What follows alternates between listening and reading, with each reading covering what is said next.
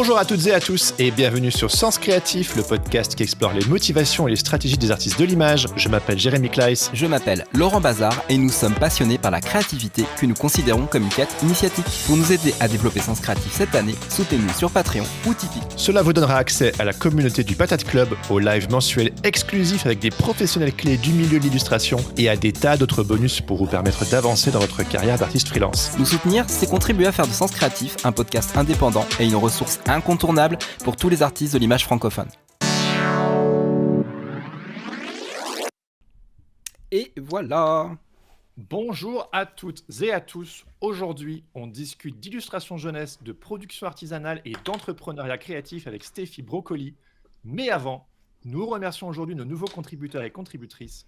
Un immense merci à Oriana Etchemendi, Cécile M, Maria Sellar, Gwen, Jeanne Guérard, Michael Fortuna, Jeanne Avril, Manuel Aldeguer, Timch, Olive Bouger, Katie Horner, Jessica Jean-Paris, Yann Drenick, Laura Daniel, Clément Romier, Alexandre Kerak, Sophie Navas, Maëva Brand, Annelise Moreno, Ambre Guillou, Cédène, Cécile Chico, Béax, Anne Jamati, Justine Jacot, Gaël Correa, Benjamin Flou, Sandra Muller, Philippe Delpech et Camille Alessandroni.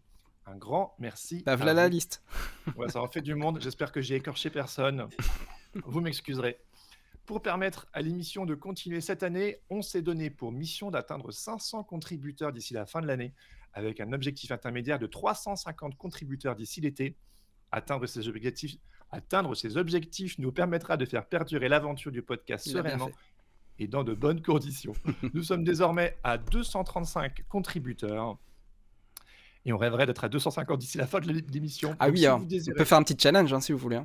Petit challenge, lâchez-vous si vous désirez nous aider à développer Sens Créatif et accéder aux contreparties réservées aux membres du Patate Club. Rendez-vous sur Patreon ou Tipeee en nous soutenant sur www.patreon.com/senscreatifpodcast ou sur www.tipeee.com/sens-creatif-podcast. Les liens pour participer et nous soutenir sont dans les notes de cet épisode. Et on vous les mettra dans le chat sur Twitch. Aujourd'hui, on est très heureux de vous retrouver pour cette toute première interview de l'année en compagnie de Stéphie Brocoli en direct. Alors, si vous avez des questions pour Stéphie, elle arrive tout de suite. N'hésitez pas à les poser dans le chat. Nous prendrons le temps de les consulter et de les poser au moment opportun. Et sans plus tarder, nous sommes heureux d'accueillir Stéphie Brocoli. Bienvenue sur Sens Créatif. Salut Stéphie. Salut. Comment vas-tu? Eh ben, ça va. J'espère que tout le monde m'entend bien. Je suis ravie d'être là. Merci de m'avoir invité. On est trop content de débuter cette saison 5. Bah ouais, c'est super. 5 en ta compagnie. Bravo. On est toujours là. Et alors, tout de suite pour commencer, Stéphie, pour ceux qui ne te connaissent pas encore, brièvement, est-ce que tu pourrais te présenter et nous dire ce qui te motive à sortir du lit le matin? Alors, je m'appelle Stéphie Brocoli, je suis illustratrice la plupart du temps. Je me définis aussi un peu en tant qu'artiste parce que je fais pas mal d'expérimentations à côté, de la céramique, des tapis. J'adore essayer tout un tas de techniques. Donc, j'ai un peu deux pratiques différentes, la pratique de commande en tant qu'illustratrice et ma pratique plus personnelle en tant qu'artiste. Ce qui me motive à me lever le matin, c'est fabriquer des choses. Voilà, il n'y a pas... je suis hyper contente quand je me lève pour fabriquer des choses de mes mains. J'aime un petit peu moins les journées où je me lève pour me mettre à l'ordinateur. C'est vrai. Ça te motive moins? Ouais, ça me motive un peu moins, mais ça fait partie de mes deux casquettes et les deux se complètent et les deux sont importantes dans ma vie. Les commandes me stimulent pour faire des projets perso et vice-versa. Tout se mélange un peu. Des commandes vont déboucher sur des projets perso, des projets d'expo. Mes commandes vont m'amener à aller dans les écoles rencontrer les enfants et faire des ateliers.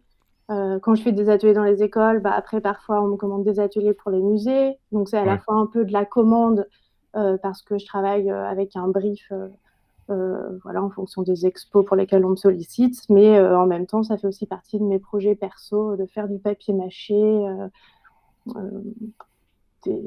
des trucs d'enfants, mais que je En fais fait, pour c'est moi en comme tant une qu'adulte. tuyauterie où t'aurais en fait rassemblé tous les tuyaux, et ils communiquent les uns avec les autres, et ça t'amène en fait d'un boulot sur un autre.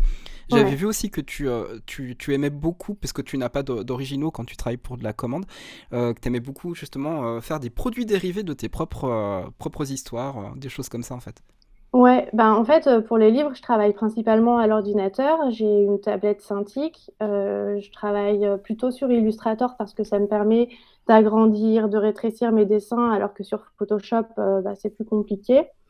Enfin, j'adore le dessin vectoriel. Pour les commandes, c'est vraiment le plus pratique parce que les clients me demandent, voilà, de faire plein de modifs, des couleurs, tout ça. Mais le problème, c'est que bah, j'ai pas d'origine, comme tu dis, Laurent, pour les expos, c'est un peu frustrant parfois. Et je connais ça.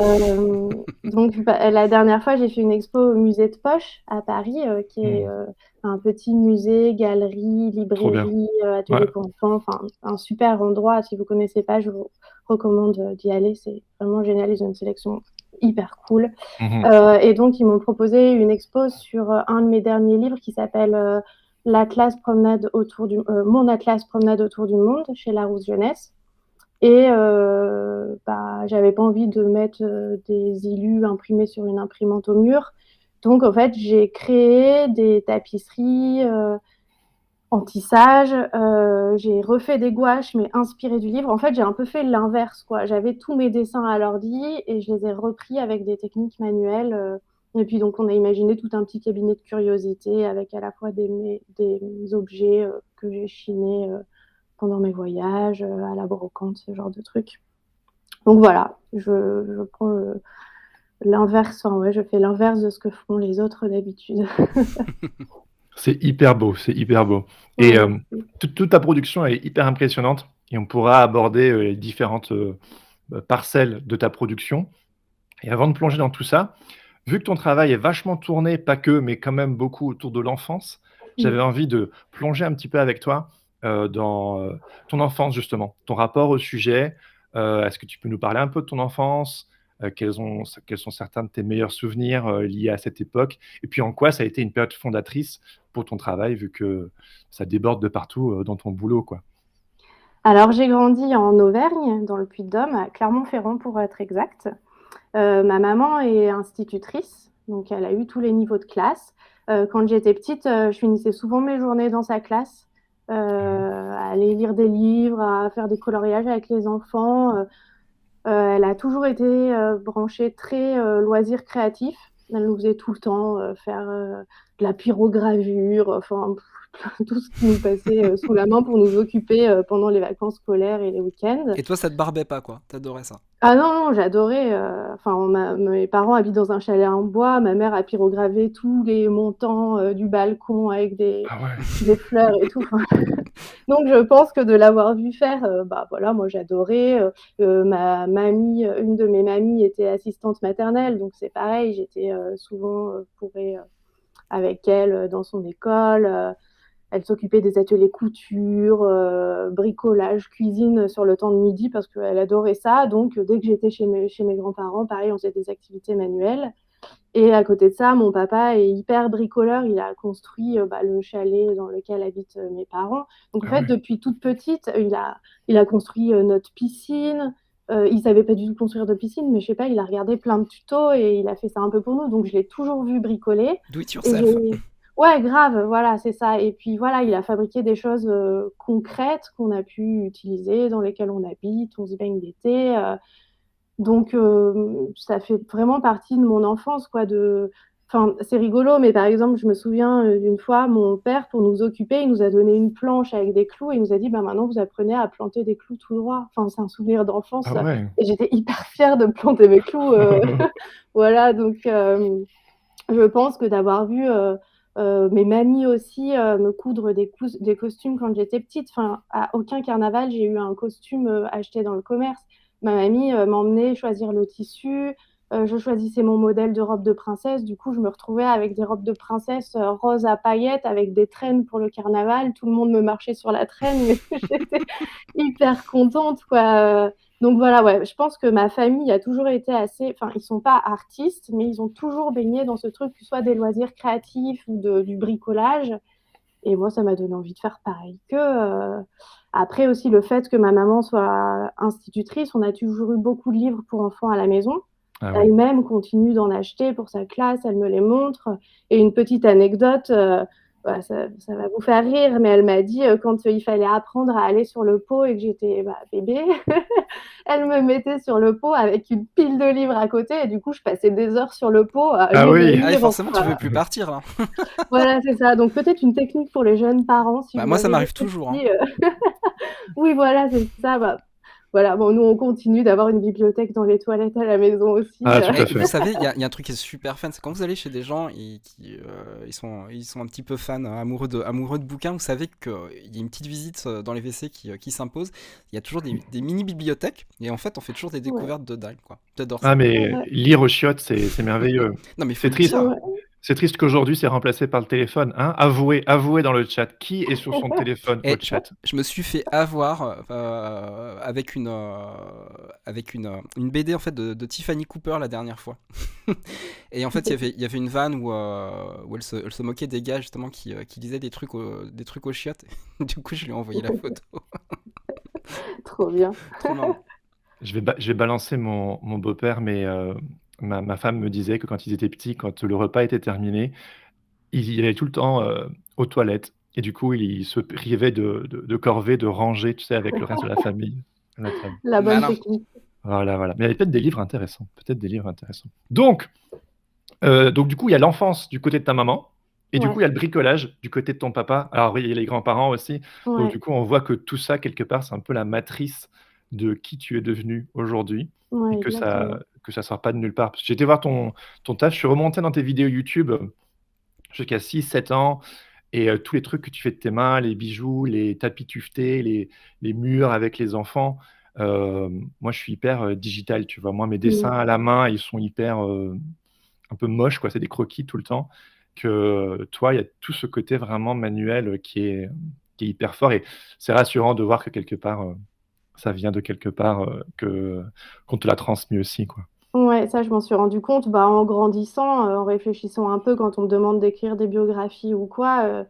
Tout au long de mon enfance, je me rendais pas compte à quel point mes parents avaient de l'impact finalement sur quel adulte je suis devenue aujourd'hui. Mais aussi, je me rends compte que faire des choses de ses mains, pour moi, c'est tangible. En fait, c'est pour ça que les journées, par exemple, que je vais passer à la céramique, me rendent plus heureuse qu'une journée où que je vais passer à l'ordinateur, parce que ce que je fabrique, ça existe tout de suite. Alors qu'à l'ordinateur, pour un livre, il faut attendre 6 mois, 1 an avant qu'il soit imprimé. Oui. Alors, une fois qu'il est imprimé, je suis hyper contente, je suis hyper fière. Je me dis, ça valait le coup de passer des centaines d'heures à dessiner sur l'ordi.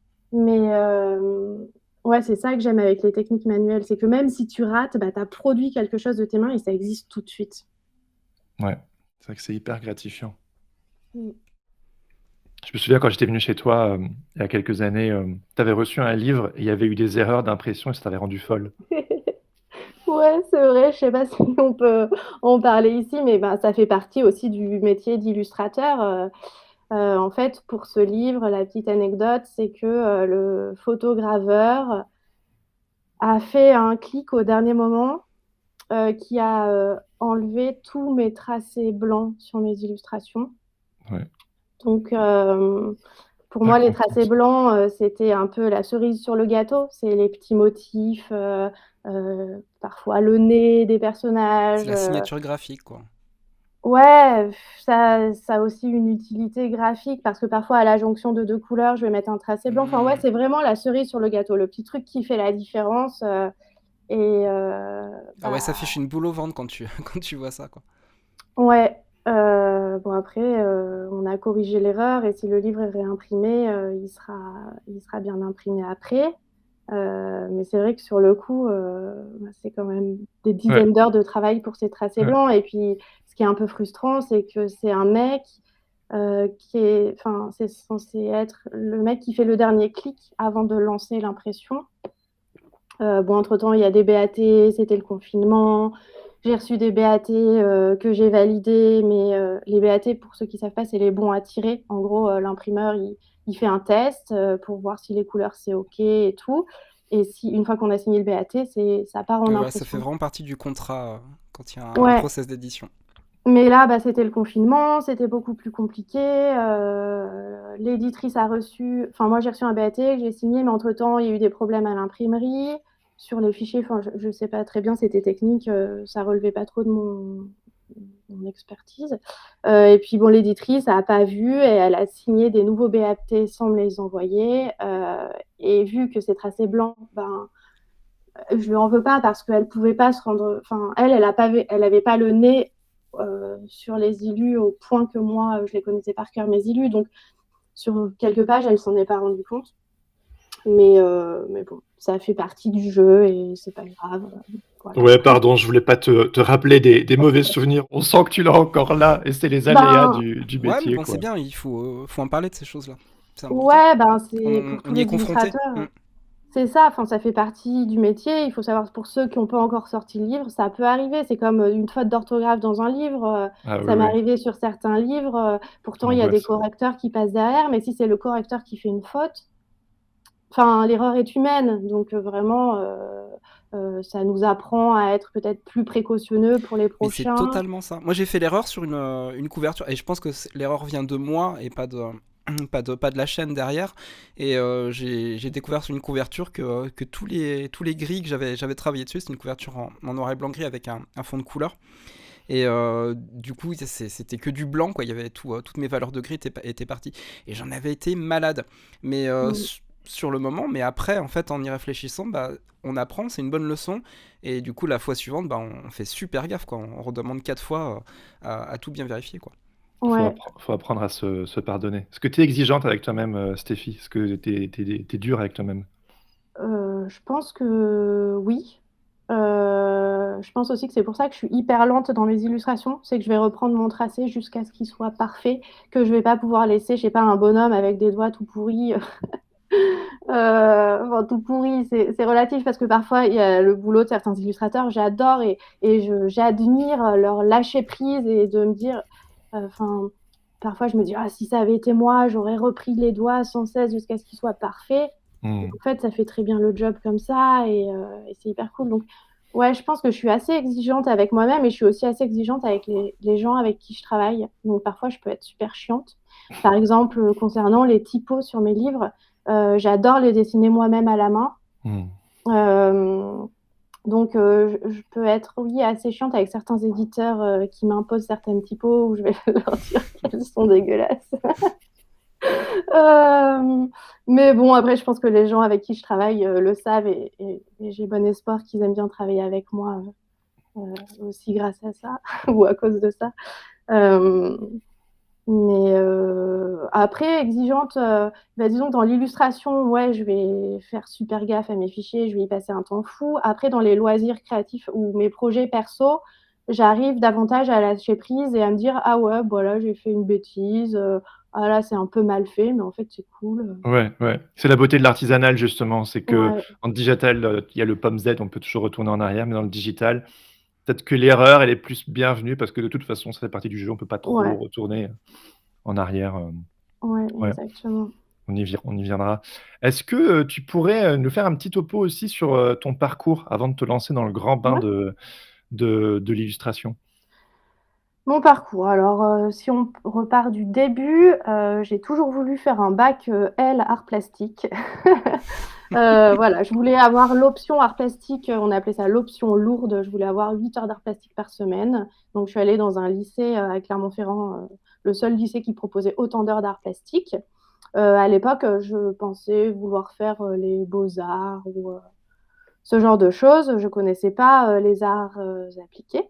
Hmm. Et mon prof d'art plastique m'a parlé de la mise à niveau art appliqué. Donc, je suis allée aux portes ouvertes et là, j'ai eu un énorme coup de cœur pour ce que présentaient les écoles en mise à niveau art appliqué. J'ai adoré justement qu'on puisse toucher à la fois au graphisme, au design textile, design d'objets. Donc, à partir de ce moment-là, je ne sais pas, ça devait être peut-être en seconde, Je me suis dit, bon, ben, ok, c'est sûr, je veux faire ça. Donc, j'ai bossé à fond au lycée pour avoir les meilleures notes, pour pouvoir passer les concours des écoles. Vraiment, Il faut le c'était rappeler, mon... c'est important. Hein, il vérifie justement tout ce qui est parcours scolaire aussi Ouais, parce que les places sont chères, quoi. ouais, c'est ça. Ben, il fallait avoir un bon dossier pour être sélectionné pour l'épreuve sur table à l'époque. Donc, vraiment, j'ai tout fait pour avoir des bonnes notes. Et ensuite, bah, j'ai été prise en mise à niveau art appliqué à Moulins. En fait, c'était un petit lycée technique, mais j'ai fait le choix de plutôt tenter une petite école d'art appliqué que de tout de suite tenter les grandes écoles d'art où il y avait plus de candidatures et moins de chances d'être prise. En parallèle, j'avais aussi tenté les beaux-arts. Enfin, j'avais été prise, je crois, à Saint-Étienne. Mais bon, comme je voulais vraiment faire mise à niveau art appliqué, pour moi, c'était plus concret et j'avais l'impression que j'allais avoir plus facilement du travail par la suite. Donc voilà, j'ai fait cette année d'art appliqué. Pendant cette année, je suis allée au Salon du Livre de Montreuil Et là, avec mes copains. Et là, je me suis dit, ok, tous ces illustrateurs derrière les tables, c'est mon ça que je veux objectif dans faire. la vie, je veux être derrière une table un jour à Montreuil à dédicacer Ah, avec la mes première crayons et fois à mes Montreuil, papiers. c'est Ah le bah choc. oui. Voilà, je suis repartie avec un sac à dos qui devait faire 30 kilos avec plein de livres, mais c'était un choc. Je me suis dit, ok, c'est de l'illustration que je veux faire. Ensuite, du coup, j'ai tenté les écoles d'art à Paris. J'ai été prise à l'école Estienne en graphisme. Donc, c'était un BTS, graphisme, édition, publicité, Tu voulais pas être print. prise aux Arts Déco et on t'a pas prise? Quelque chose comme ça? Euh, est-ce que... Ah oui, si, j'ai tenté en MANA, je crois, les Arts déco de Ah Strasbourg. oui. Ah Mm. ouais. Euh, et c'était trop dur parce qu'on passait un entretien et on devait attendre le lendemain pour savoir si on passait une deuxième épreuve sur table. Donc moi, le soir, enfin, je sais pas, on avait réservé 3 nuits à l'hôtel. En fait, le premier soir, je savais que j'étais pas prise. Donc j'étais deg. Et puis je me souviens, il y a un truc qui m'a marqué, c'est que j'avais un carnet illustré avec l'illustration d'une autre illustratrice. Et pendant l'entretien, ils m'ont dit, faites-vous cette illustration? Ils savaient très bien que non. Ça devait être un carnet, je sais pas moi, de Rebecca d'Outremer à l'époque. J'adorais Rebecca Ah d'Outremer. bah oui. Enfin, bref, Ouais. un truc dans le genre. Et depuis, alors ça m'a choqué aussi, depuis j'ai que des Moleskine noirs. Voilà, j'ai que des carnets comme ça, La sans classe. aucune illustration. Vraiment plus jamais j'ai acheté de carnet illustré suite à ce concours. Mais bon, c'est pas grave. J'ai été prise à Estienne en graphisme et finalement, bah, le hasard fait bien les choses. L'école Estienne à Paris, c'est quand même une école assez Ah réputée bah oui.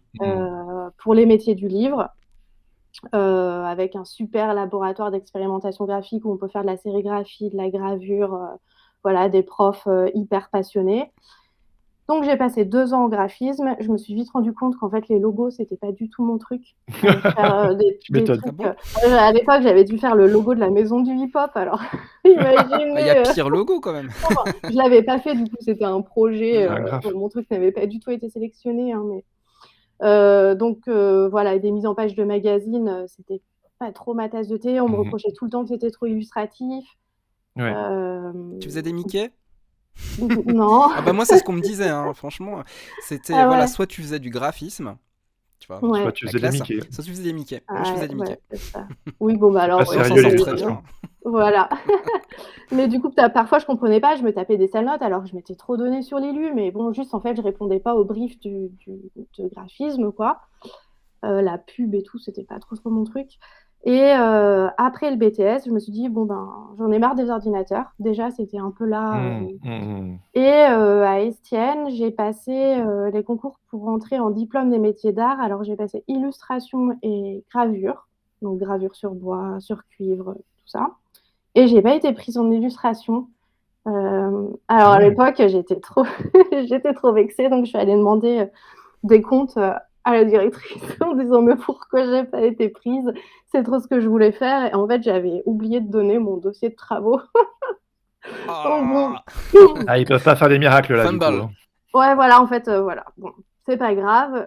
J'ai été prise en gravure et franchement, je suis pas mécontente parce que ça m'a donné.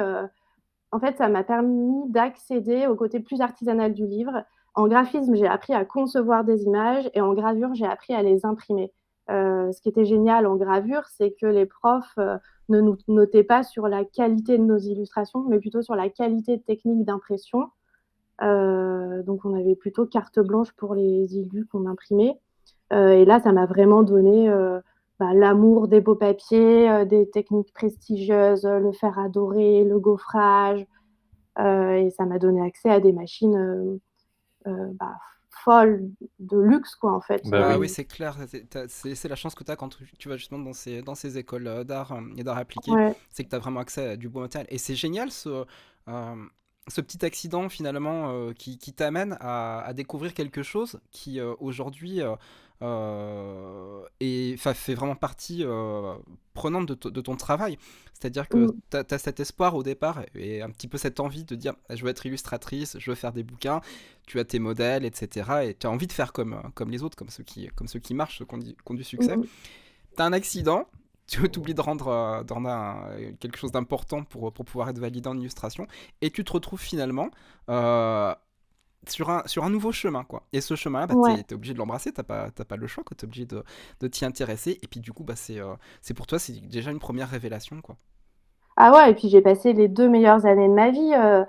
Si vous avez l'occasion d'aller aux portes ouvertes de l'école Estienne et visiter les ateliers de gravure, mais c'est trop bien. Déjà, on était 12 par section, on avait des petits bureaux en bois, des profs qui étaient artisans d'art, qui bossaient pour des émirs, qui faisaient des trucs de dingue. On avait Françoise Petrovitch, qui est une artiste contemporaine, qui fait du dessin contemporain, moi qui m'a transmis la passion de faire des choses comme jamais. Donc c'était vraiment des conditions idéales. Et puis voilà, j'ai appris à imprimer des livres à 30 exemplaires. Ça m'a donné envie, enfin ça m'a fait découvrir les fanzines, la micro-édition, les livres d'artistes. Mine de rien, ça m'a aussi permis de rentrer dans le monde des éditeurs parce que pendant mon diplôme des métiers d'art, j'ai fait un livre en gaufrage. Donc c'est en fait mon tout premier livre qui est sorti chez un éditeur qui s'appelle Il a neigé ce matin. Et c'était vraiment un projet d'art plastique sur le thème de la neige. Et moi, en gros, j'avais fait des empreintes en creux dans le papier pour raconter des animaux qui se promènent dans la forêt enneigée. Et j'ai imprimé 10 exemplaires de ce livre. Pendant l'été, je suis allée chez un de mes profs parce qu'il avait des plus grandes presses qu'à l'école. J'ai sérigraphié une autre partie et je suis allée sous le bras. À l'époque, à Montreuil, il y avait des entretiens avec les directeurs artistiques. Donc moi, j'y suis allée avec mes gravures, avec ce livre, et je l'ai proposé à des éditeurs pendant les entretiens. Et ça a débouché sur mon premier vrai contrat d'édition jeunesse, quoi. Ouais, et puis un livre, vraiment, j'en ai pas refait d'autres comme ça depuis, parce que ça demandait des techniques de fabrication assez compliquées. Il a reçu le prix de la nuit du livre, qui est une distinction. Génial. Il y a plusieurs catégories, livres d'art, jeunesse et tout. Donc je crois que c'était en 2012. Mais voilà, c'est aussi grâce à mon passage en gravure que j'ai réussi à décrocher mon premier contrat chez un éditeur. Comme quoi, la boucle, tu l'as bouclée, quoi. Ouais, grave. En gravure, je savais que je voulais sortir de l'école et faire des livres pour enfants. Donc, je me suis donné les moyens. Après, j'ai travaillé dur. Peut-être que j'étais un peu chiante aussi parce que je me battais pour avoir accès aux presses de sérigraphie. À côté des projets d'école, déjà avec des copines, on avait des projets perso. On faisait des petits fanzines sérigraphiés, on sérigraphiait des tabliers. Après, on faisait des petites expos où on vendait des jus de fruits et nos tabliers sérigraphiés. On avait négocié avec l'administration pour faire ça. Donc déjà, il y avait une certaine aussi motivation à faire plus que ce qu'on nous demandait à l'école. Ouais. Voilà, pour aussi assurer ses arrières. Je voulais pas sortir de l'école et me dire bon allez, maintenant la vie commence. En fait, je voulais que ma vie professionnelle commence déjà à l'école. Aussi à l'époque, je me souviens qu'il y avait une blogueuse que j'adorais. Qui a un blog qui s'appelle Fine Little Day. Elle s'appelle Elisabeth Dunker et elle faisait plein d'illustrations. Elle allait rencontrer des artisans. Enfin, vraiment, j'adorais. Et du coup, à Noël, je m'étais dit, qui ne tente rien à rien. Je lui avais envoyé un petit colis avec des petits livres sérigraphiés, des gravures, des trucs en disant que j'adorais son blog. Elle a parlé de mes petits livres sur son blog et en une journée, j'ai vendu toutes mes petites éditions sérigraphiées.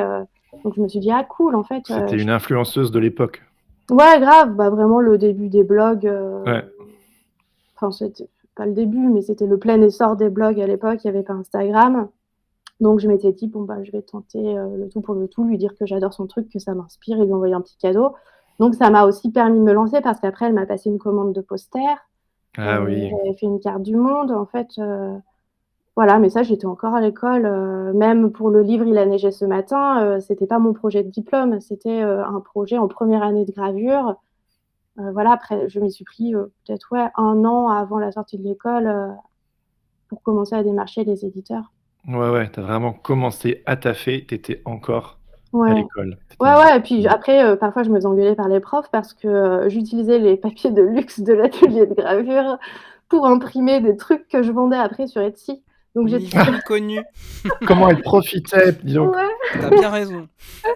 bah, chose que j'ai pas refaite depuis parce que je me suis rendu compte du prix des plaques de cuivre une fois que je suis sortie de l'école, du prix des papiers où ça coûte, je Non, sais mais pas moi, t'as 20 € raison de la le feuille. préciser. C'est ce que tu disais tout à l'heure, c'est que dans les écoles d'art, en fait, on a accès à des choses qu'on n'aura peut-être plus jamais accès. C'est pour ça qu'il faut Ouais. profiter de ces années-là pour en faire le maximum, et comme tu le disais, pour faire vraiment des gros projets d'art, parce que après, quand tu es tout seul, quand tu es à ton compte, engager des projets comme ça coûte énormément d'argent et de temps, Bah et ouais. pour pas forcément beaucoup de rémunération derrière. Donc on a toujours ce petit souvenir de ces moments passionnants qu'on a eu dans les écoles d'art, quoi. Ouais. Ouais, c'est clair. Donc, si je comprends bien, tu commences vraiment ta carrière d'illustratrice dans le milieu de l'édition jeunesse et j'imagine aussi de la presse jeunesse. Donc, c'est un peu, tu crées ton filon dans Ouais. tes premières années dans ce milieu-là, c'est ça? Ouais. En fait, j'ai été diplômée en 2012, juin 2012. Et en octobre 2012, bah, mon premier livre, Il a neigé ce matin, sortait euh, en librairie. Sachant qu'entre-temps aussi, quand j'étais en mise à niveau à appliquer, je savais bah, du coup déjà que je voulais être illustratrice vu que j'étais allée à Montreuil. J'avais participé à un concours. Bon, alors graphiquement, faut pas me juger si vous allez voir parce que j'ai de l'eau a coulé sous les ponts. Il existait un concours qui, je sais pas s'il existe encore, qui s'appelle Ouvrez les livres aux bébés. C'est un concours dans le Puy-de-Dôme où n'importe qui peut proposer un album jeunesse qui est ensuite offert à tous les bébés du Puy-de-Dôme. Donc ça fait genre, je sais pas moi, Ouais, 10 000 ils bébés font par ça an. dans certaines régions, Ouais, municipalités. Il y a vraiment et puis de très très beaux livres du coup qui sortent par ce biais-là. J'en ai déjà Oui. vu, ouais. des canons, quoi.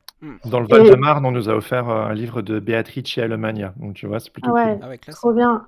Certaines régions rachètent les droits, je crois, ou offrent un livre qui est déjà édité, puis il y en a d'autres qui impriment un livre exprès. Bon, là, il faisait un concours, il fallait jamais avoir publié de livre. Et en fait, eh ben, moi, pendant mon été de mise à niveau pour aller après à l'école Estienne, bon, je me suis fait ça en projet d'été.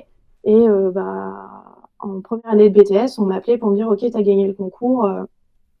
Ton livre va être imprimé à 10 000 exemplaires, offert à tous les bébés dans le Puy-de-Dôme. Donc encore une fois, ouais, je m'étais prise avant et j'y croyais pas du tout. Et bon, j'avais fait un truc au crayon de couleur et tout, avec une typo horrible. Mais j'étais en mana, enfin, on peut pas trop m'en On ne peut pas vouloir. juger.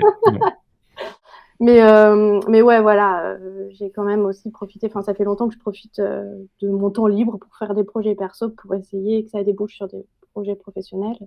Mais voilà, donc pour en revenir, après en septembre 2012, je sors de l'école, mon premier livre est publié.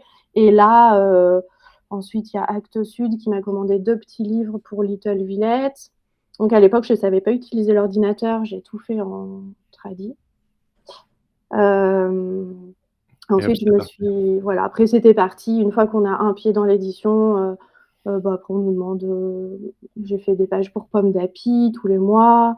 Et puis après, les livres nous amènent dans les écoles. Donc là, on peut aussi faire pas mal d'ateliers dans les écoles. Et c'est chouette aussi de rencontrer son public, voilà, de faire des trucs sur l'ordi, puis après de lire son histoire à des vrais enfants et de voir comment ils réagissent en vrai. Ah ouais, non, mais ça, c'est super précieux. Ouais. Je me souviens, moi, je me suis lancé en 2013 et j'ai aussi pas mal commencé dans le milieu jeunesse. Je voyais tes illustrations justement dans tout ce qui était Bayard, Milan, Pomme d'Api et compagnie. Je t'avais déjà vu là. Et Laurent m'avait dit, parce que ceux qui connaissent bien le podcast savent que c'est Laurent qui m'a aidé à mes débuts, et il me disait, l'illustration jeunesse, c'est une super porte d'entrée. Il y a beaucoup, beaucoup de demandes en illustration, mais c'est parfois un petit peu difficile d'en sortir. On se retrouve un petit peu stigmatisé jeunesse et on arrive un petit peu difficilement à en sortir. Et je me demandais un peu ce que tu en pensais toi, parce que toi, tu as vraiment totalement assumé ce côté jeunesse. Il y a aussi tout ton travail personnel qui l'est moins. Mais cette stigmatisation, qu'est-ce que tu en penses, toi? Ouais, ouais, je suis complètement d'accord, hein. On me sollicite principalement pour des projets jeunesse. Après, quelque part, c'est pas plus mal. Je sais pas si je serais à l'aise pour dessiner des trucs pour les adultes. J'ai fait quelques couvertures de romans. J'ai illustré toute la collection des livres de Blondin aux éditions de la Table Ronde. Ouais. Donc là, j'ai essayé d'avoir un style plus graphique, moins jeunesse. Mais je me sens peut-être aussi un peu moins à l'aise. En fait, je sais pas, je sais pas dessiner autrement. Donc, Oui, c'est ce qui sort de toi, c'est naturel. ouais.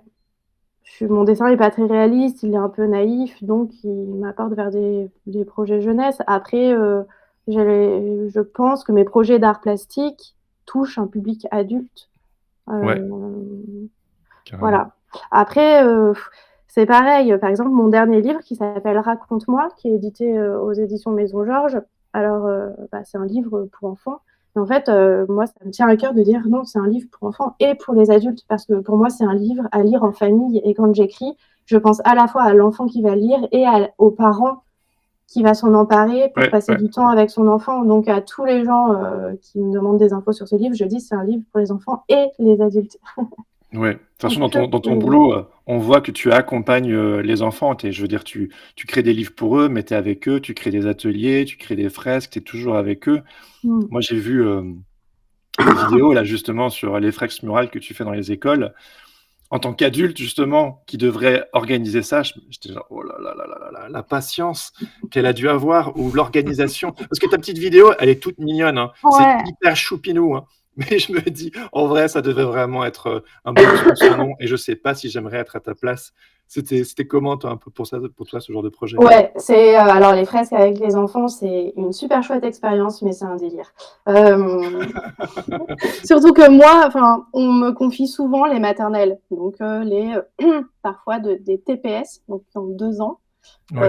au CP, c'est mon public de prédilection. Alors j'adore, c'est trop cool, mais ils savent pas faire grand-chose. Donc quand on peint un mur, il faut déjà, enfin souvent j'ai tracé, enfin souvent en amont, je demande aux instits de faire plein de dessins d'enfants, Ouais. de faire plein de dessins aux enfants.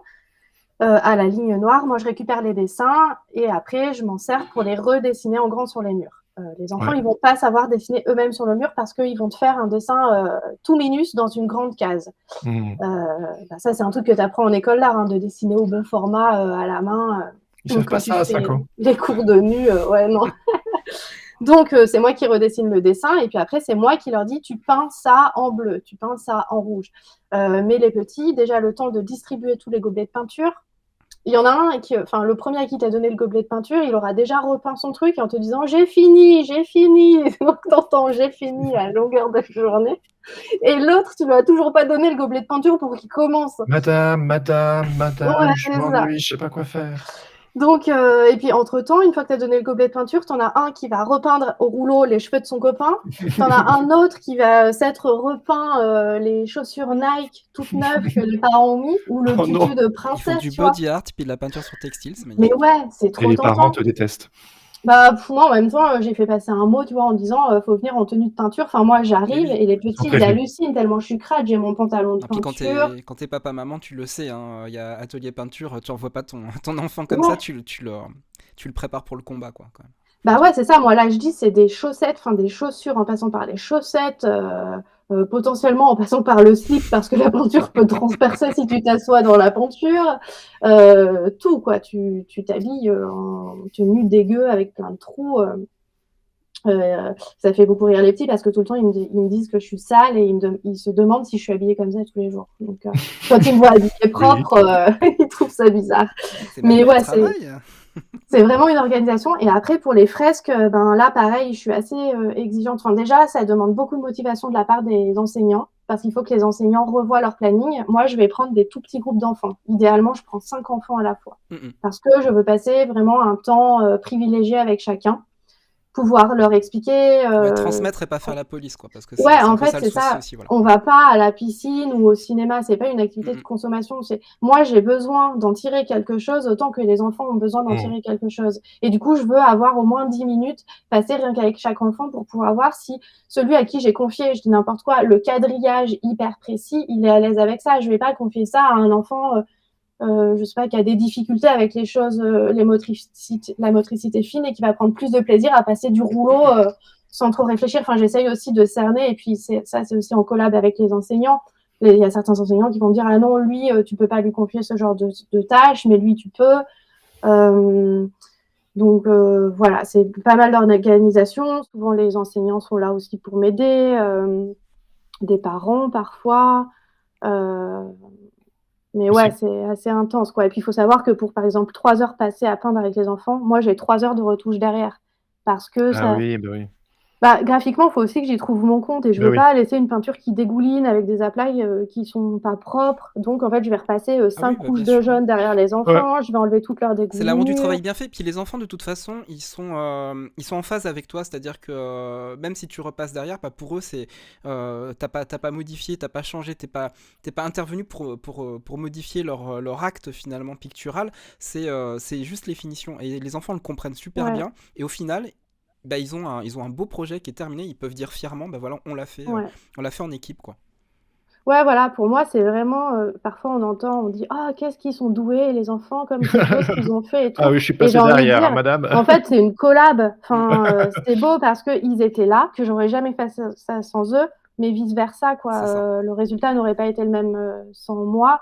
Et j'essaye de transcender leur dessin, Ouais, ouais. de tirer le mieux de ce qu'ils savent faire. Et il y a un truc que j'adore faire, c'est une fois que tout est bien propre, après, je prends les plus grands, un peu les plus adroits.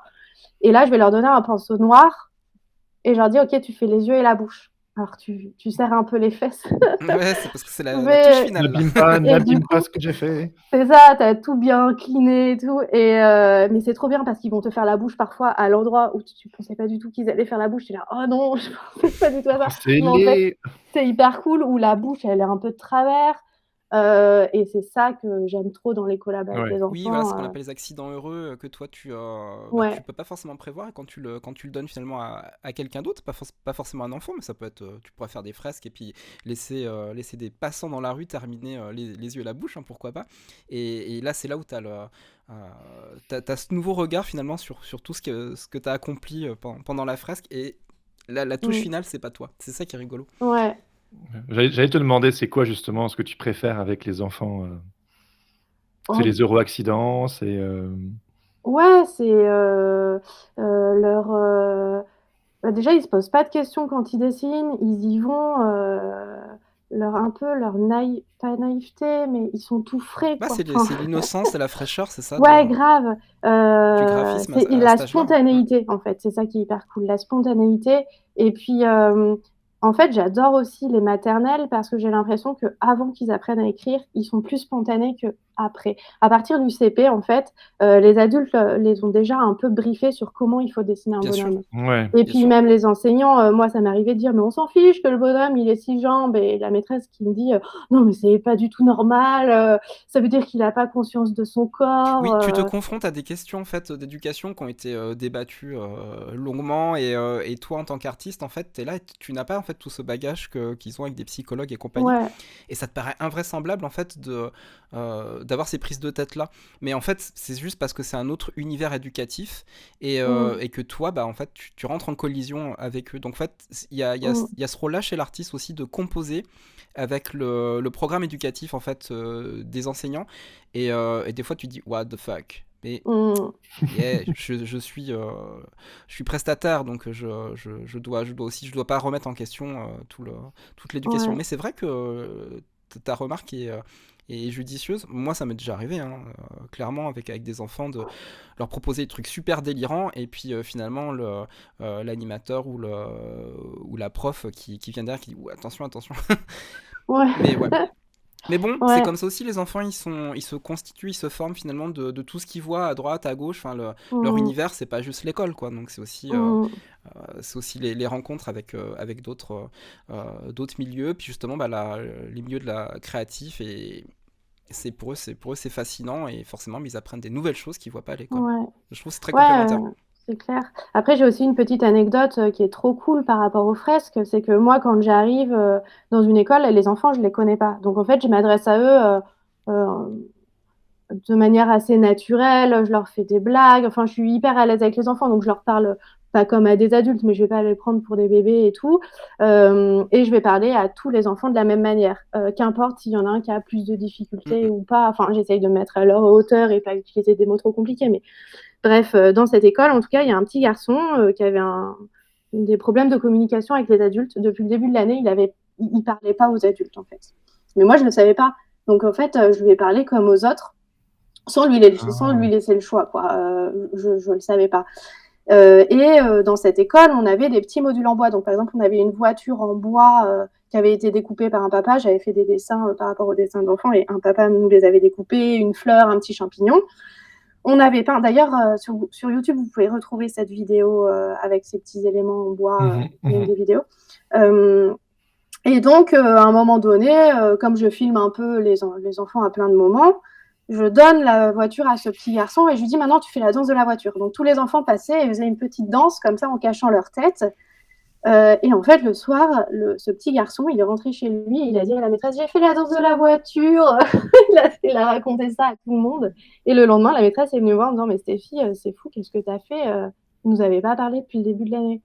Et je ne savais même pas. Donc, je me suis dit, mais en fait, c'est génial. Et c'est là aussi où on peut parler un peu, bon, j'aime pas trop employer des grands mots, mais d'art-thérapie, où en fait, ça peut faire du bien aussi aux autres. Et vu que moi, j'étais pas la maîtresse, j'étais pas un parent, où je suis un peu jeune, donc Oui, ça souvent, passe ils me disent, mieux. ah, Ouais. t'es une maman, toi, ou pas. Enfin, je sais pas, et quand je leur dis, ah non, j'ai pas d'enfant, je sais pas, ils me prennent un peu pour une copine. Ouais. Où je suis aussi pas là pour faire la police. Dans les fresques, c'est pas à moi de me mettre en colère. Enfin, oui, vraiment, s'il y en a un qui fait n'importe quoi, je vais le fâcher un peu, mais j'ai pas ce rôle d'autorité. Et donc, peut-être que les petits se lâchent plus avec moi. Enfin, vraiment, Ouais, puis trop belle anecdote. Tu crées des souvenirs qui sont ancrés aussi après et qui sont importants pour eux. Et voilà, ça fait un breakthrough pour ce gamin et c'est fabuleux. Ouais. C'est génial. Ouais. Ouais. C'est trop chouette. Ouais. Non, c'est clair. Puis il y a sur les vidéos, je crois qu'il y en a qui m'ont laissé des commentaires en me disant, oh, c'était moi. Je sais plus comment il s'appelait le petit, mais c'était moi qui avais participé à cette vidéo et maintenant je suis en CM2. C'est trop mignon. Il était en grande section. Ce seront tes futurs fans. Peut-être que dans 10 ans, ils achèteront encore tes produits et tout. Ils viendront te voir au puce de l'illustration. Ils achèteront tes trucs. Ils diront, Stéphie, vous avez changé ma vie. Et là, tu diras, waouh. Ouais, j'espère. Après, quand je vais dans les écoles aussi, je passe du temps à expliquer que c'est un métier, qu'il y a des gens qui écrivent des livres. Si ça peut leur donner envie de dessiner et d'en faire leur métier, je trouve ça trop cool. De semer des petites graines. Ouais. Je vois chez toi là le livre derrière céramique et ouais. Et au tout début de notre échange, tu disais que tu aimais bien, que tu étais très heureuse quand tu faisais des activités artisanales, ça te permettait un peu de t'évader. Et puis il y a toute cette autre pan de ta production, justement plus personnelle, où tu t'émancipes justement des commandes et de tout ce qui est un peu stricto jeunesse. Et j'ai vu un truc que j'ai trouvé super intéressant sur ton Insta où tu as commencé justement ce petit journal de bord là qu'on voit chez toi. Et attends, vas-y, je te laisse l'attraper. Voilà. Et dedans, en première page, tu disais, bon, je vais pas tout lire, mais grosso modo que voilà, vous le voyez là à l'écran pour ceux qui nous suivent sur Twitch, et que voilà, pendant 1 an, tu allais te donner la permission de suivre pendant plusieurs heures des cours de céramique et de t'octroyer du temps libre pour sortir justement la tête de tout ce qui est commande, de la pression, de l'argent quelque part, et de te donner du temps pour toi, juste pour t'amuser, pour travailler. Et j'ai trouvé ça fort, le fait que tu parlais du fait de te libérer quelque part de cette pression de la commande. Et je pense qu'il y a beaucoup de personnes qui nous regardent aujourd'hui, qui vont écouter cet épisode et qui ont envie de développer des projets personnels et de développer peut-être qu'ils sont coincés, peut-être justement dans une étiquette, et de pouvoir s'en émanciper. Mais il y a toujours cette petite voix lancinante qui dit, quand tu travailles pas sur tes projets de commande, tu mets pas de la bouffe dans ton frigo, tu vas pas payer ton loyer. Et je me demandais, toi, comment tu faisais un peu pour Parce que ta production, elle est hyper impressionnante, hyper riche. Comment tu fais pour jongler entre tes projets perso, tes projets de commande comment tu fais? Et puis j'ai envie de compléter ta question, Jérémy. Est-ce que Stéphie, tu te fais pas un cadeau à toi-même Ouais, quand tu fais ces démarches-là? Mais c'est une évidence, ça, c'est une évidence. exactement. Ouais, exactement. C'est un gros cadeau à moi-même. J'ai plein de travail de commande. Donc, comme tu dis, Jérémy, c'est hyper dur de s'enlever de la tête la petite voix qui dit tu devrais pas être là, tu as trop de retard sur tout ce que tu dois rendre, et puis tu as 15 000 mails à répondre. Mais alors, ma technique, c'est que depuis plusieurs années, c'est ce que j'explique dans le livre, j'essaye de considérer sérieusement mes projets perso. Et pour ne pas avoir cette petite voix dans ma tête qui me rappelle à l'ordre des commandes qui payent mon loyer, j'ai trouvé la technique, je m'inscris à des cours. Donc, pendant 3 ans, je me suis inscrite à Paris Atelier. C'est super, j'ai réussi à faire financer des cours de tapisserie avec l'AFDAS, pour ceux qui ne connaissent pas. Tu fais un dossier et ensuite l'AFDAS, tu justifies que ça a un rapport avec ton activité et l'AFDAS te finance une formation. Donc, pendant 3 ans, je suis allée tous les jeudis faire 6 heures de cours de tapisserie de haute lisse. Donc, c'est une technique de tissage. Par exemple, vous pouvez voir là au-dessus de mon doigt, c'est un petit tissage que j'ai fait avec mon copain Sébastien Touache, par exemple. Ah ouais, génial. Donc, j'ai appris cette technique qui est hyper longue et laborieuse. Mais en tout cas, les jeudis, mon téléphone, il était éteint et j'étais consacrée rien qu'à ça. Et c'était ma journée à moi. Donc j'en ai fait 3 ans, ça m'a permis d'acquérir les bases. Et puis ça faisait un moment que j'avais envie de revenir à la céramique. Donc l'année dernière, je me suis inscrite à des cours de céramique. J'y allais tous les mardis matins. Donc en fait, une demi-journée dans la semaine, ça passe quoi. Enfin, pour moi, je pouvais me le permettre. Ça demande un peu d'organisation, parfois de dire au client, non, je suis jamais dispo le mardi. Ça se fait. C'était 2h30, donc c'est OK. Et puis, quand tu payes la céramique, j'ai payé mes cours. Donc, en fait, c'est un peu cher. Et j'ai pas loupé une seule séance. Évidemment, tu t'es engagé. Ouais, c'est ça. C'était un engagement envers moi-même. Il y avait des horaires précis. C'est comme le psy. Petit cadeau. Ouais, grave. En fait, je me suis dit, moi, j'aime pas trop le sport. Donc, je me suis dit, au lieu de me payer un abonnement. Ouais, c'est ça. Au lieu de me payer un abonnement à la salle de sport, ça va m'ennuyer d'y aller, je vais me sentir obligée, je me paye des cours de céramique et pendant 2h30, je pensais à rien d'autre qu'à ça. Et je pense que ça me permet aussi d'être plus efficace sur mon travail à côté. Parce que du coup, je me suis... méditatif, oui. Voilà, je me suis aéré l'esprit. Pendant ces 2 heures, il n'y a que ça qui compte. Mais après, quand je rentre l'après-midi, je suis vraiment plus efficace sur mon travail. Voilà. Donc cette année, je continue, mais j'ai pris un forfait libre, donc j'y vais quand je veux. Le problème, c'est que du coup, j'y passe 6 heures à chaque fois. Je me demande si c'est plus facile de s'octroyer ce genre de temps quand tu sais que tu as plein de commandes, justement. Tu sais, il y a ce côté genre, tu devrais répondre à tes commandes. Qu'est-ce que tu fous là? Mais il y a aussi le fait que tu as la tranquillité d'esprit, que tu sais que tu as suffisamment de travail pour pouvoir à tes besoins et que du coup, tu peux t'offrir ce petit luxe. Qu'est-ce que tu en penses? Je sais pas si l'argent rentre en considération. En fait, moi, j'en ai besoin pour ma santé mentale, je crois. Même si j'ai moins de travail à un moment donné. Tu vas toujours développer tes projets perso de toute façon. Ouais, c'est ça. C'est parce que ça me fait du bien, comme d'autres vont faire du yoga ou de la méditation. Ouais. Toi, tu as réussi à allier le travail qui te vide la tête et qui te fait du bien à ta santé mentale, à ta pratique artistique. Du coup, c'est vraiment un cercle vertueux. Parce que même quand tu bosses pas littéralement pour de l'argent, ça profite quand même à ton univers et à ta l'univers production. est hyper concret en fait. C'est-à-dire que quand on voit quelque chose de ta patte, si on sait pas que c'est toi et qu'on connaît un peu ton travail, c'est du Stéphie. T'as réussi t'as réussi cette magie-là où finalement, quel que soit le support, c'est possible de t'identifier. Ah oui, c'est clair. Et puis, je vais dire que même mes projets perso, sur le coup, ça me rapporte pas forcément d'argent, mais ça va participer à ce que les gens me sollicitent. Par exemple, que des musées me demandent...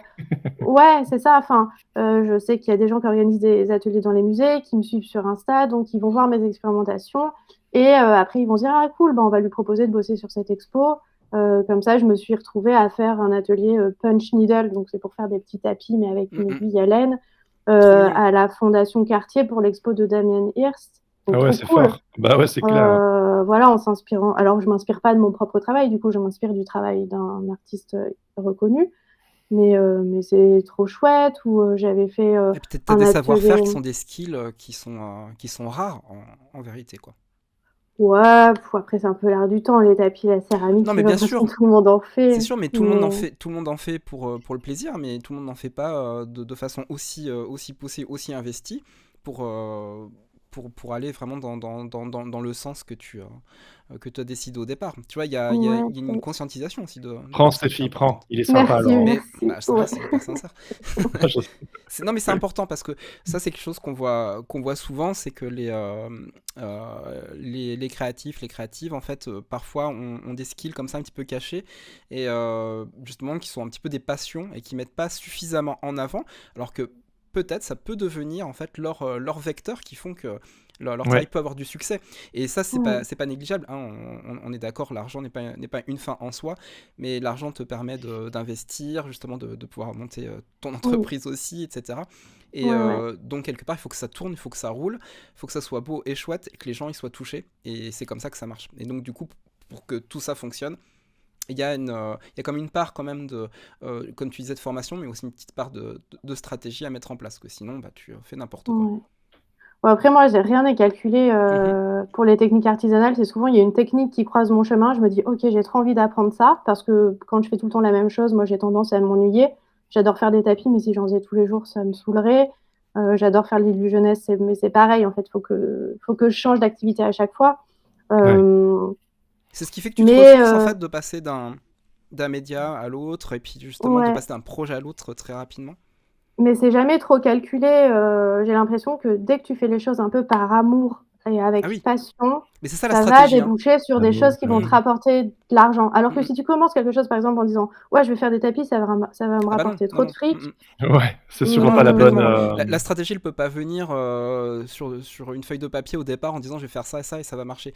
Non, en fait, elle Ouais, vient au fur et à mesure parce que tu te donnes les moyens, et c'est pas les ouais, moyens financiers, c'est les moyens humains de le faire en fait. C'est-à-dire que bah, ouais, aller se taper 33 heures de formation pour faire de la céramique, etc., bah, c'est pas anodin, quoi. Voilà. Il y a Et aussi, ouais. quand je parle stratégie, c'est vraiment ça, c'est se donner ces moyens-là, parce que sinon on reste dans son canapé, on a plein d'idées et elles sortent jamais, quoi.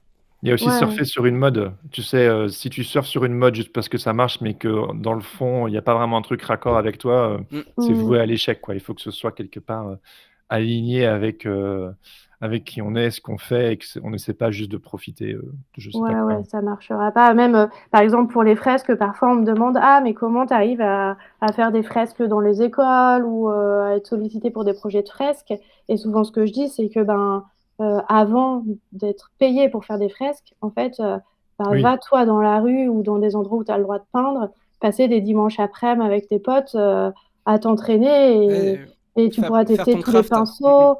Ouais, tout plein de marques de peinture. Du coup, le jour où on te demande un devis, bah ouais, t'as déjà acheté un peu de peinture, tu sais combien coûtent les pinceaux, tu sais à peu près combien de temps tu mets à peindre quelle surface.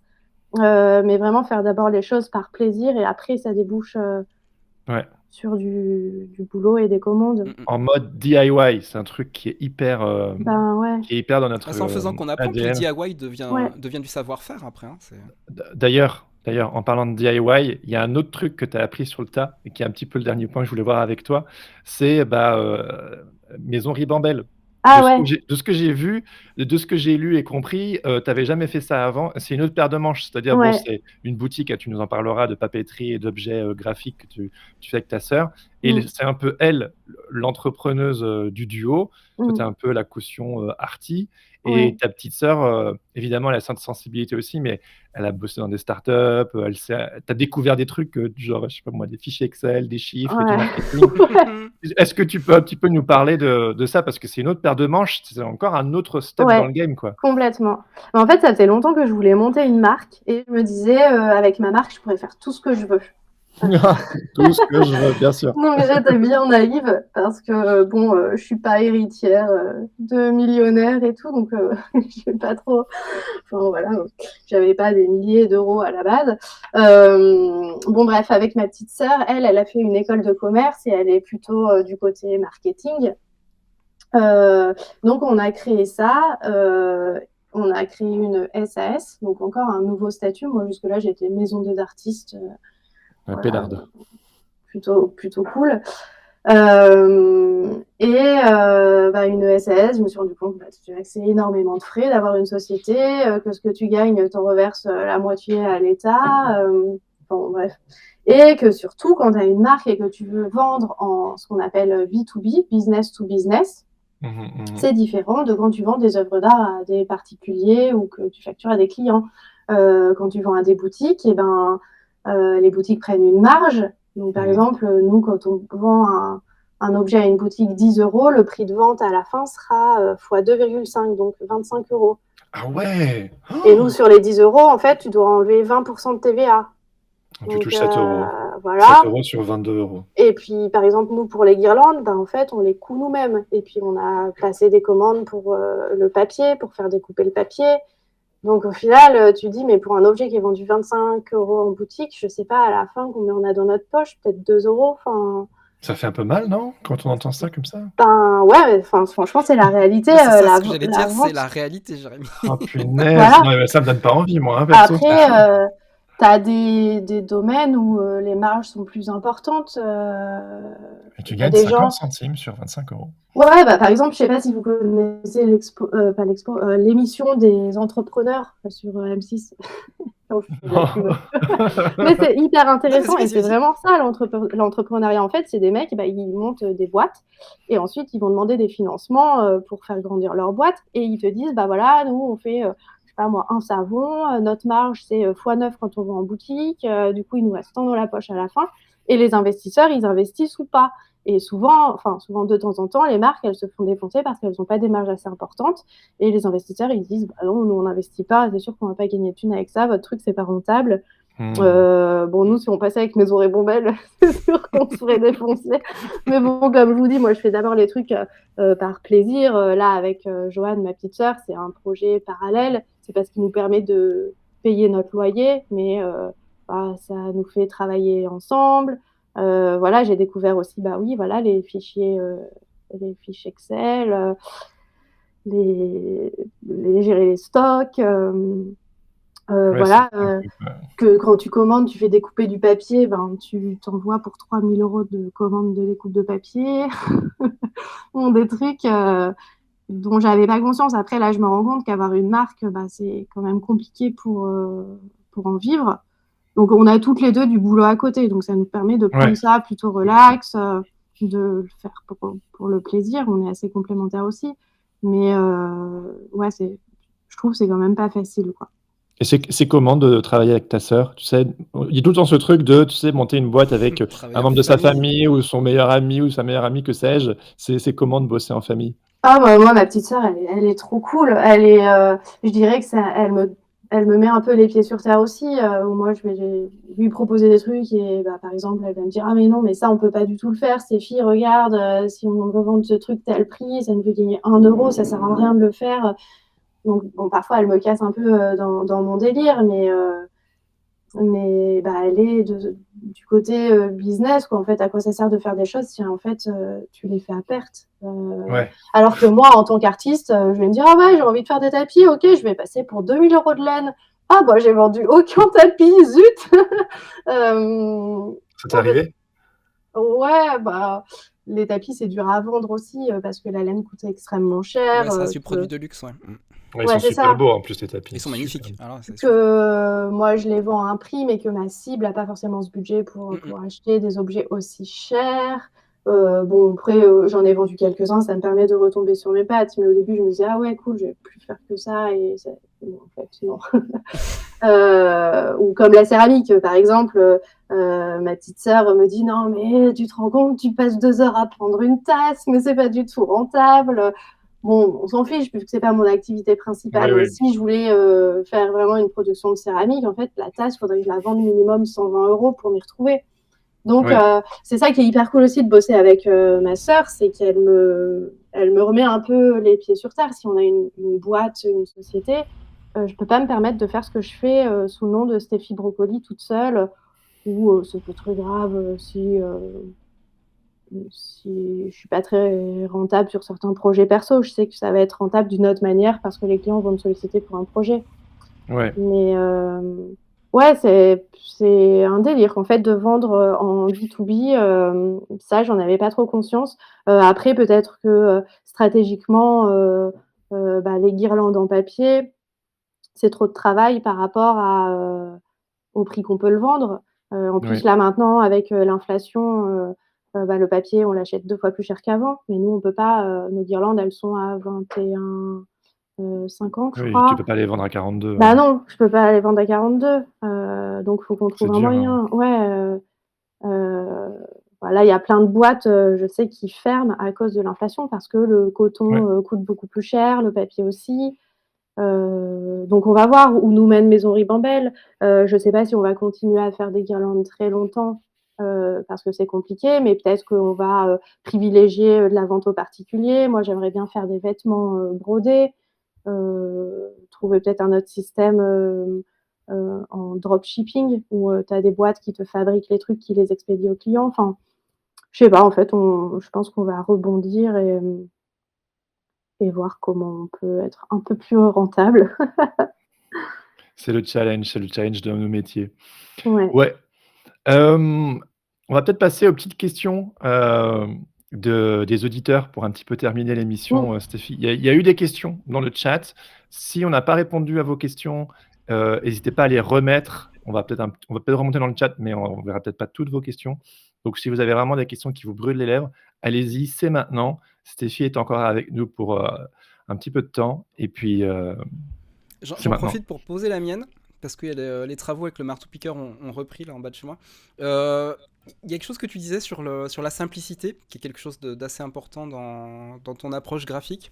Et tu disais qu'en fait c'était compliqué de faire simple.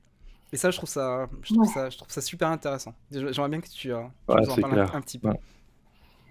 Ben ouais, c'est compliqué de faire simple. Même souvent, quand on voit mes dessins, il y a des gens qui disent: Ah ouais, mais je pensais pas que ça prenait autant de temps. Ton dessin est tellement simple, je pensais pas que ça prenait autant de temps. Mais en fait, bah, si. Ah si, c'est sûr. Par exemple, pour mon livre Raconte-moi, en fait, c'est 26 petites histoires documentaires.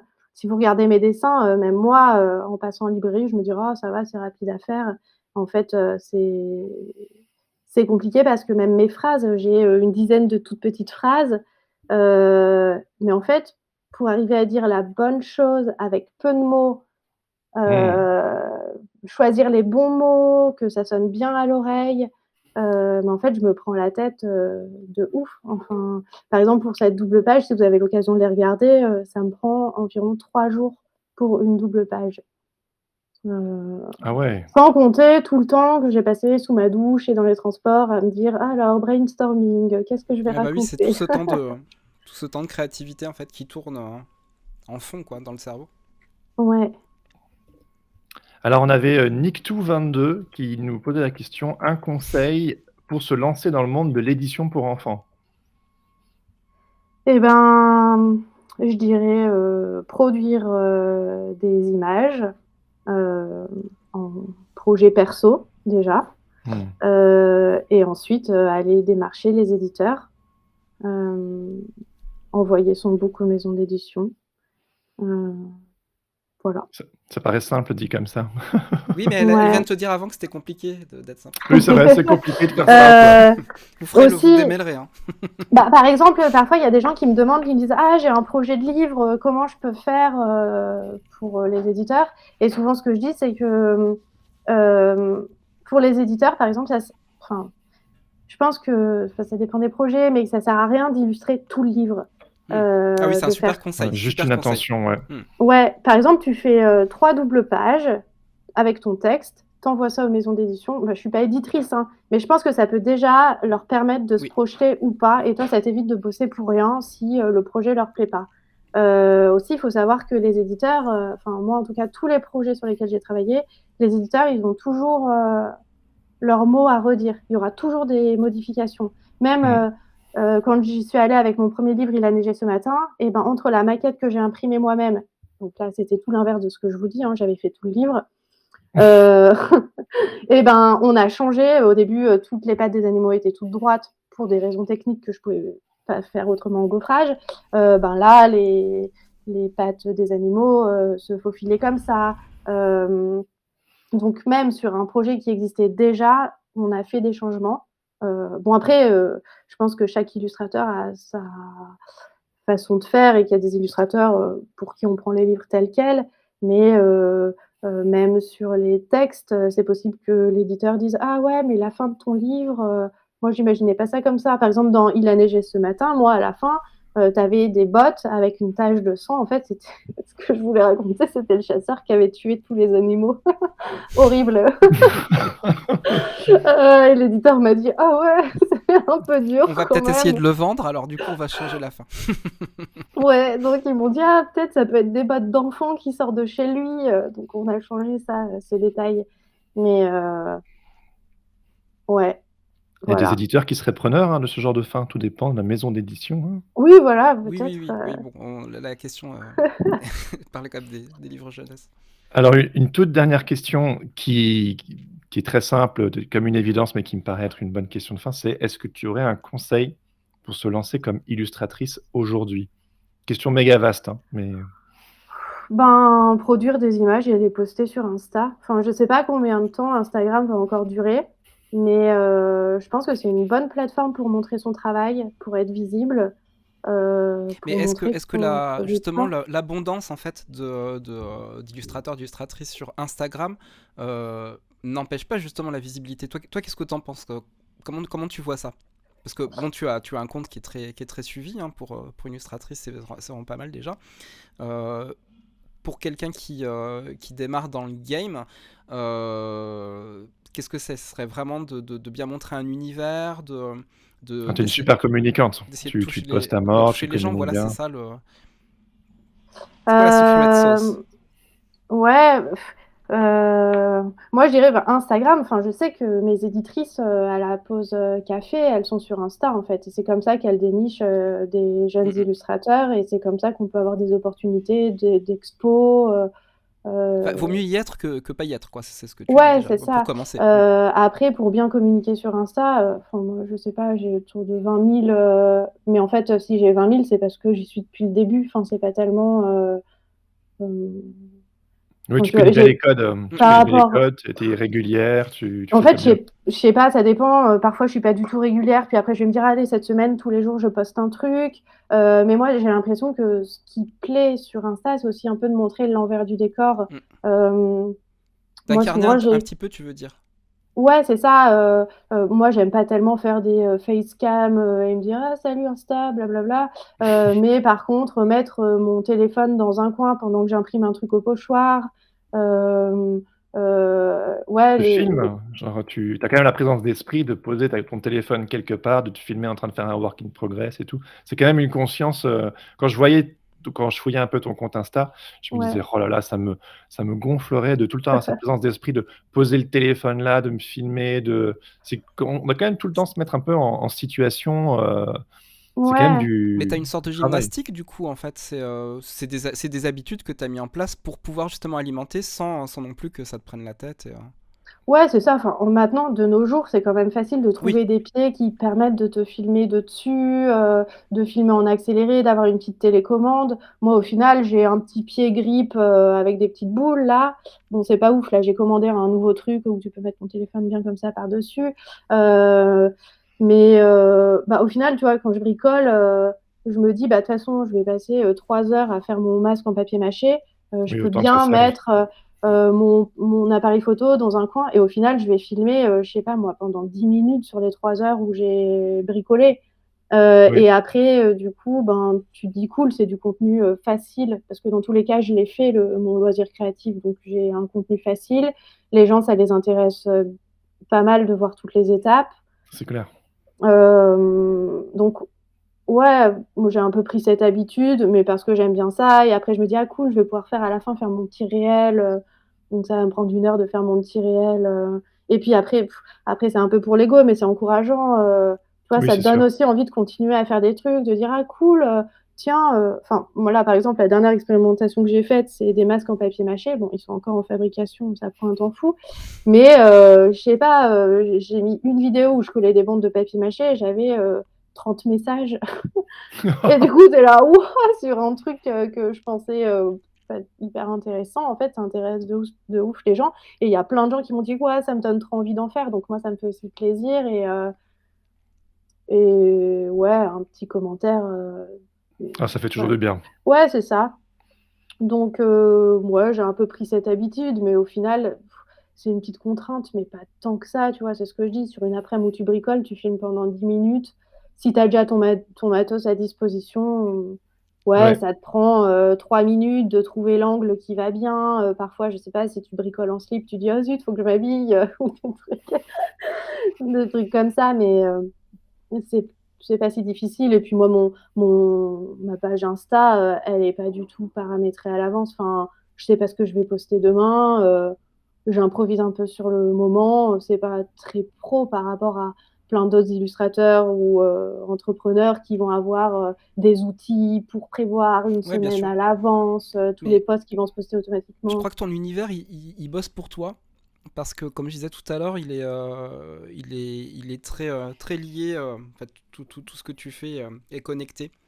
Et finalement, quand tu postes quelque chose, ça se connecte aux autres carrés que tu as déjà postés. Et du coup, le gaufrier lui-même, il prend vie. Et ça marche quand on met vraiment en avant son univers. Et que l'univers, en fait, il prend toute ta vie, quoi. Parce que tout ce que tu fais, Ouais. finalement, il y a ces couleurs-là qui reviennent chez toi, Mm. qui sont récurrentes. Il y a ces formes aussi qui sont obsessionnelles. Et ça, c'est intéressant parce que bah mine de rien, c'est ça qui fait aussi la bonne com derrière, c'est que, ce que la page, elle invite comme ça à plonger dans un univers de fou, quoi. Voilà. Ouais, et De par folle. exemple, ma page Insta, c'est quasiment que mes projets perso. Oui. Je mets pas du tout mes projets de commande ou très rarement. Là, j'ai mis mon dernier livre Raconte-moi parce que c'est quand même entre le projet perso Ça, je vais le et mettre. la commande, vu que j'écris moi-même les histoires et que j'ai quand même une grande carte blanche pour tout ça, la part de l'éditeur, mais j'ai quasiment pas les pages que je fais pour la presse. En fait, c'est Pourquoi? ma Pourquoi tu les montres pas?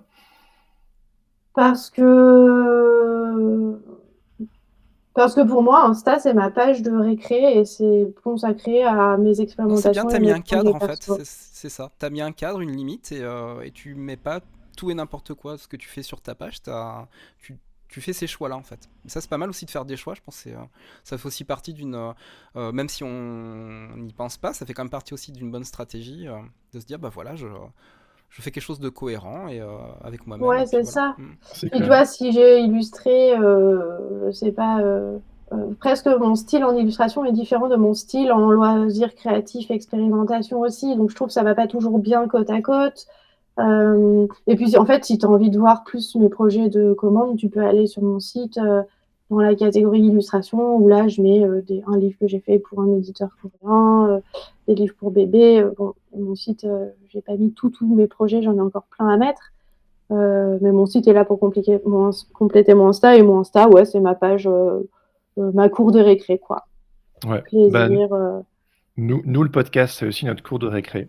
Et on était très très contents, Stéphie, de faire notre première récréation avec toi aujourd'hui. Voilà. Ouais. Trop bien, un poster que j'avais fait Super. pour Sergent Pepper. Ouais, c'est ça, ouais. Ouais. Je l'avais J'aurais récupéré dû à sortir Orléans. là. J'ai un livre de toi, Dors bien bébé, quelque chose comme ça. Ah oui, que fais-tu bébé ou à quoi tu Ouais, rêves? c'est ça. Et j'ai aussi une Ouais. boîte de plasticine que tu m'avais offert la dernière fois. Mon fils, il adore. On est On y Ah, fan. joue, trop on y bien. joue encore de temps en temps. On joue à la boîte de pâte à modeler, made by Ouais. Steffi Broccoli. Donc, Bah ouais, vous pouvez aller voir sur mon site pour ceux qui connaissent pas le coffret pâte à modeler.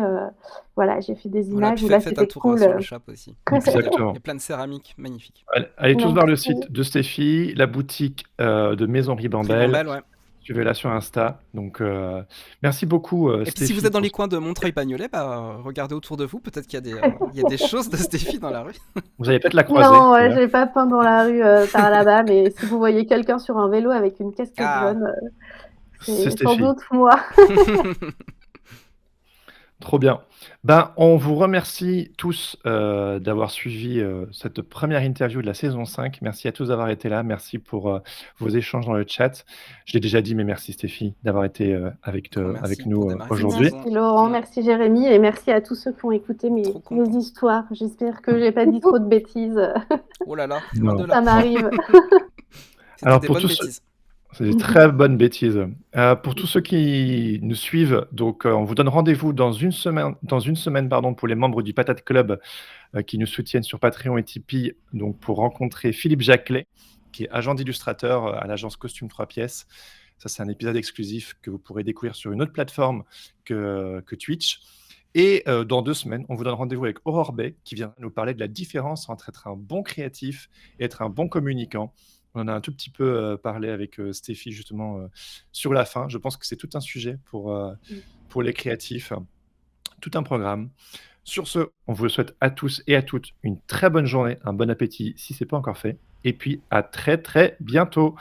Ciao, ciao. Ciao. Salut. On vous laisse avec une petite musique. Bye bye. Let's go. Bye bye.